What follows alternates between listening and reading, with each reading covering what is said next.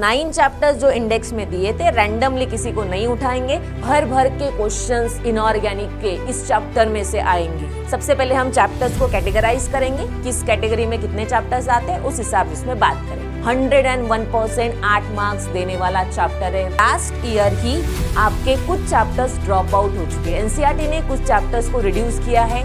Part 2 में 11th and 12th को अगर मैं कंपेयर करूं, most of the physical chemistry का पोर्शन 11th में ही दिया गया है। हेलो स्टूडेंट, आज का हमारा वीडियो है क्लास 11th केमिस्ट्री का सिलेबस, जिसे हमने ब्रेक डाउन किया है वेटेज वाइज। जी हाँ, अगर आप 11th स्टैंडर्ड में इंटर कर चुके या फिर आप 12 के बच्चे हो तो आपको बिल्कुल पता होना चाहिए कि आप जिस एग्ज़ाम ओरिएंटेड प्रिपरेशन कर रहे हो उसका सिलेबस किस वेटेज में डिवाइडेड है। क्योंकि रैंडमली आप किसी भी टॉपिक को पढ़ने से बेटर है स्मार्ट स्टडी करो, ताकि आपको पता हो कि इस चैप्टर में ये टॉपिक पढ़ना चाहिए, इस टॉपिक का वेटेज ज़्यादा है। इसी के ऊपर हमने आज का वीडियो बनाया है, जो कि आपको केमिस्ट्री के ऊपर बताएगा कि कितने चैप्टर्स है, किस तरीके से क्लासिफाई करना चाहिए, कौन से टॉपिक का वेटेज ज़्यादा होता है, कौन सा टॉपिक कम होता है, उन सब के बारे में आज हम बात करने वाले हैं। तो चलो वीडियो को स्टार्ट करते हुए, अगर आपने हमारे चैनल को सब्सक्राइब नहीं किया है तो ऐसे वीडियो देखने के लिए आप बिल्कुल सब्सक्राइब कीजिए और हमारे साथ बने रहिए। तो स्टूडेंट, सबसे पहले अगर आपने देखा होगा, जो बच्चे 11th में आ चुके हैं या उन्होंने देखा होगा कि आपके पास केमिस्ट्री की 2 टेक्स्ट बुक आएंगी, जिसमें पार्ट 1 एंड पार्ट 2 है। इस पार्ट 1 पार्ट 2 का इंडेक्स अगर मैं आपको दूं, this is the total 9 chapters. Total 9 chapters है आपके क्लास 11th के केमिस्ट्री सिलेबस में, जो कि पार्ट 1 पार्ट 2 में दिए। पार्ट 1 में 6 चैप्टर दिए हैं और पार्ट 2 में आपको 3 चैप्टर्स दिए। ये थोड़ा कम इसलिए दिख रहा है क्योंकि लास्ट ईयर ही आपके कुछ चैप्टर्स ड्रॉप आउट हो चुके हैं। एनसीईआरटी ने कुछ चैप्टर्स को रिड्यूस किया है।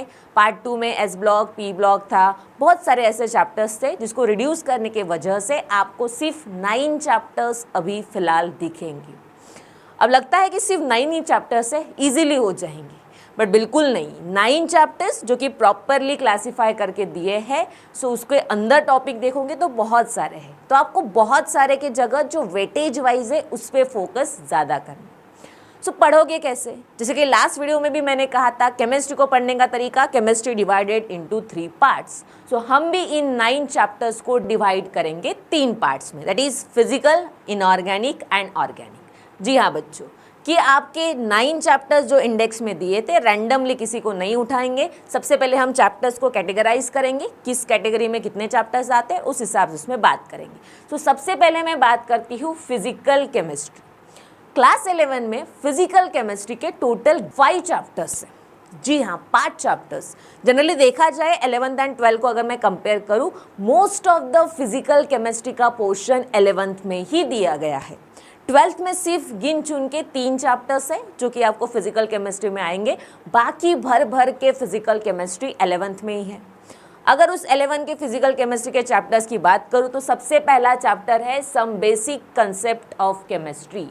पहला ही चैप्टर है हमारे टेक्स्ट बुक का बेसिक कंसेप्ट ऑफ केमिस्ट्री, जो कि फिजिकल केमिस्ट्री में आता है। अब इस चैप्टर में है तो सब कुछ बेसिक, लेकिन कुछ नई चीज़ें हैं जिसके ऊपर फोकस करना है और उसी कंसेप्ट पे क्वेश्चंस आते हैं। अगर वेटेज वाइज मैं बताऊँ तो इस चैप्टर का वेटेज नियर अबाउट 5% के आसपास होता है, क्योंकि इस चैप्टर के 3 to 4 क्वेश्चंस होते हैं नीट में। अगर मैं नीट की बात करूँ तो मिनिमम 3 क्वेश्चंस 100% होंगे। सो कौन से टॉपिक को आपने फोकस करना है? आपने फोकस करना चाहिए इस चैप्टर में the first concept, that is the mole concept. याद रखो, मोल कंसेप्ट। जब भी आप चैप्टर पढ़ोगे आपको सबसे पहले पढ़ाया जाएगा मोल concept, the very very very important. Mole concept पढ़ते वक्त कंसेप्चुअल है, लेकिन उसके एप्लीकेशंस बहुत सारे types of question mole concept में मिलेंगे। एक क्वेश्चन 100% मोल कंसेप्ट से रिलेटेड होगा ही होगा। सो याद रखो, पहला चैप्टर पढ़ोगे फिजिकल केमिस्ट्री का तो मोल कंसेप्ट ध्यान से पढ़ो, दैट इज द वेटेज है उसे। एक क्वेश्चन 100% नीट में पूछा जाता है, जेई में भी एक क्वेश्चन 100% होता ही होता है। सेकेंड टॉपिक जो मैं बात करूंगी that is the empirical formula. Empirical formula नाम का एक टॉपिक है जिसके ऊपर भी क्वेश्चंस होता है। लास्ट 2024 में नीट में क्वेश्चन आया था इम्प्रिकल फॉर्मूला फाइंड आउट करने का। That is also the important one topic, ये भी आपने करना ही चाहिए बहुत अच्छे से। देन एक टॉपिक है लिमिटिंग रिएजेंट। लिमिटिंग रिएजेंट नाम का टॉपिक है जिसके ऊपर भी मोस्टली अल्टरनेट ईयर्स में क्वेश्चन आ चुके हैं।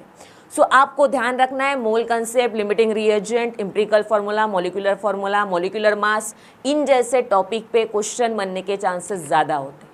इसके अलावा बहुत सारे टॉपिक है उस चैप्टर में, मैंने वही टॉपिक लिखे जो ज़्यादा वेटेज है। सो इस टॉपिक को फर्स्ट चैप्टर याद रखना। सेकेंड चैप्टर्स होता है structure of atom. Structure of atom, हाँ, जो कि बेसिक है, एटम के बारे में सब कुछ बताता है। चैप्टर को 2 पार्ट्स में डिवाइड करो, एक है आपका क्वांटम नंबर्स, दूसरा होता है आपका थोड़ा डिस्कवरी वाला पार्ट। क्वांटम नंबर वाला जो पार्ट है 101%, आंखें बंद करके मैं बोल रही हूँ, क्वांटम नंबर पे 100% क्वेश्चन होता है। The one question is based on the quantum number. JEE हो, नीट हो, सीटी हो, कोई भी एग्जाम हो, विदाउट क्वांटम नंबर हो ही नहीं सकता। तो इतना इंपॉर्टेंट टॉपिक है क्वांटम नंबर। सेकेंड, उसके बाद अगर आप देखोगे तो फिर फर्स्ट पार्ट में बहुत सारे, जैसे बोर्स मॉडल है, डी ब्रॉगली हाइपोथेसिस है, uncertainty principle, hydrogen spectra, photo electric effect, बहुत सारे टॉपिक्स आएंगे। अब उसमें कंफ्यूजिंग है, किसी में भी एक क्वेश्चन फंस सकता है। तो अब पहला पार्ट आपको डिटेल में पढ़ना पड़ेगा, दूसरा क्वांटम नंबर जो कि फिक्स क्वेश्चन देता है। 2 क्वेश्चन एक्सपेक्टेड है। मैं हर साल के, मेरा इतना 7-8 साल का एक्सपीरियंस जितना मैंने देखा है, 2 क्वेश्चन 100% स्ट्रक्चर ऑफ एटम से आते ही आते हैं। सो 2 क्वेश्चन आपको, एक क्वांटम नंबर और एक प्रीवियस वन जो डिस्कवरी वाला पार्ट है उसके ऊपर मिलेंगे। उस हिसाब से कैटेगराइज करके चैप्टर को पढ़ो। 4% का वेटेज है आपको स्ट्रक्चर ऑफ एटम। तीसरा चैप्टर जो आता है redox, very easy, favourite chapter, बहुत ही इजी चैप्टर है रेडॉक्स रिएक्शन। इसमें एक ही क्वेश्चन एक्सपेक्टेड देखा गया है कि एक ही क्वेश्चन है, किसी साल 2 क्वेश्चन आए तो, अदरवाइज 1 क्वेश्चन का चैप्टर होता है।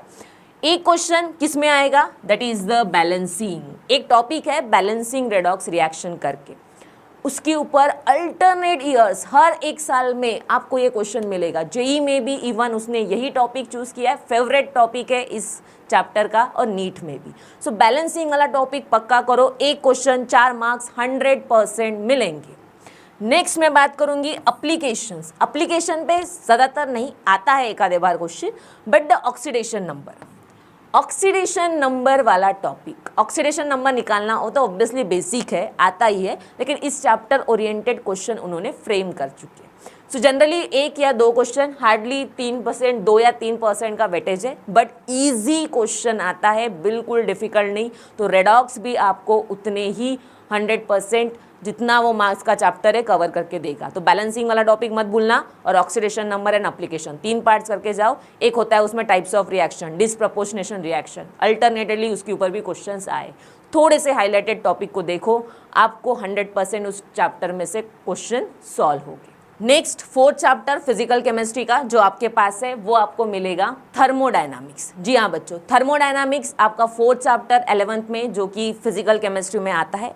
देखा जाए तो बोर्ड, महाराष्ट्र बोर्ड की अगर आप बात करें तो थर्मोडायनामिक्स क्लास 12th में दिया है महाराष्ट्र बोर्ड ने, बट एनसीईआरटी में वो 11th स्टैंडर्ड में है। वेटेज वाइज ज़्यादा नहीं है, 3% का वेटेज है, मतलब 1 से 2 क्वेश्चन एक्सपेक्टेड है। जनरली 2 क्वेश्चन होते हैं, नीट में 2 क्वेश्चन तो हमेशा देखे, जेई में सिर्फ 1 क्वेश्चन हमने देखा है।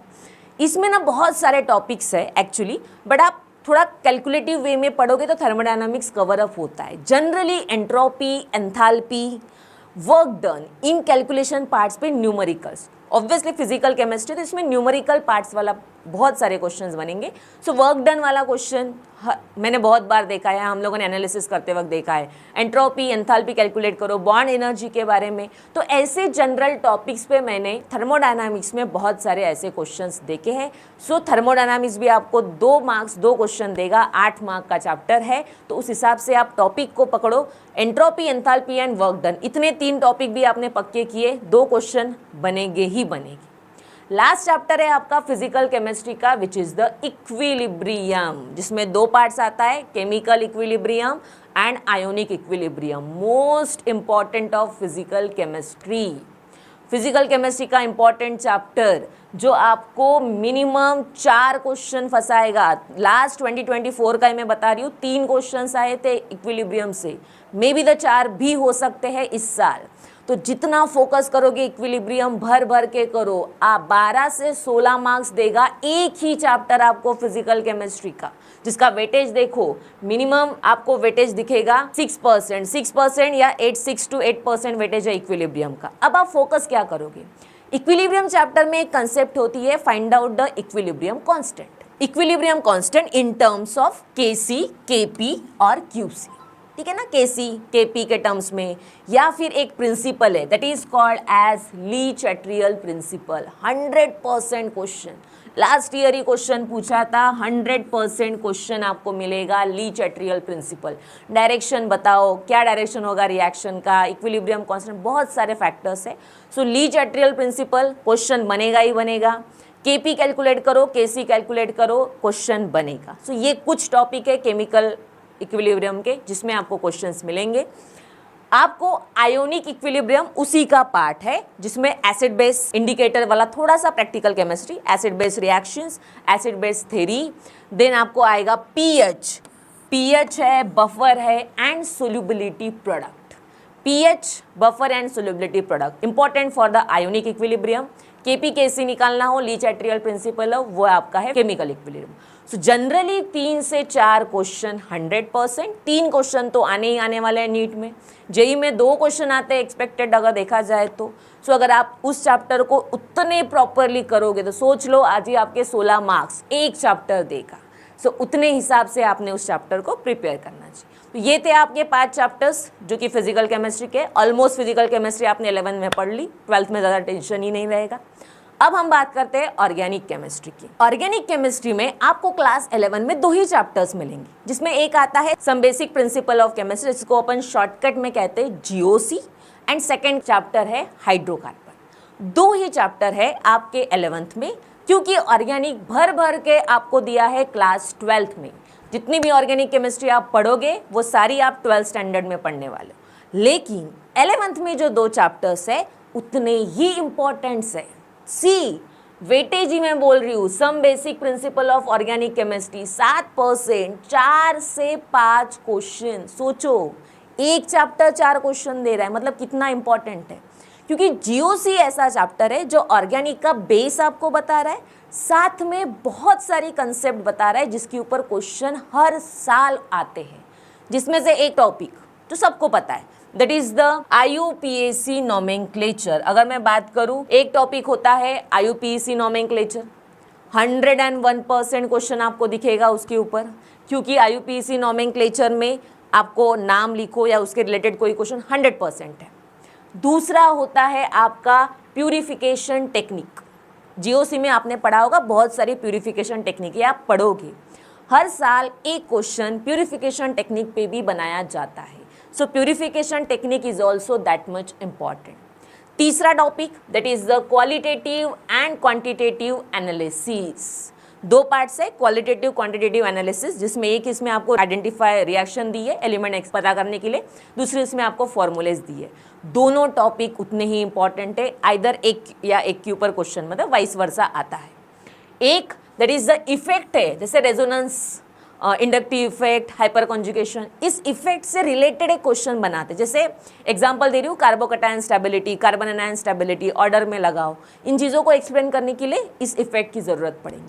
सो एक्चुअली क्वेश्चन बनते हैं 3-4, डायरेक्ट टॉपिक्स में से नहीं निकलेंगे, लेकिन क्वेश्चन को सॉल्व करने के लिए इस चैप्टर की ज़रूरत पड़ेगी। सो इस चैप्टर को इतने इससे स्ट्रांगली पढ़ो। एक तो ये चैप्टर आपका ऑर्गेनिक क्लियर करके देगा, ऑर्गेनिक का बेस क्लियर करके देगा, साथ में आपको नीट में 3 से 4 क्वेश्चन, ज़्यादा 3 से 4 में बोले 4 तो फिक्स है, आते ही आते हैं।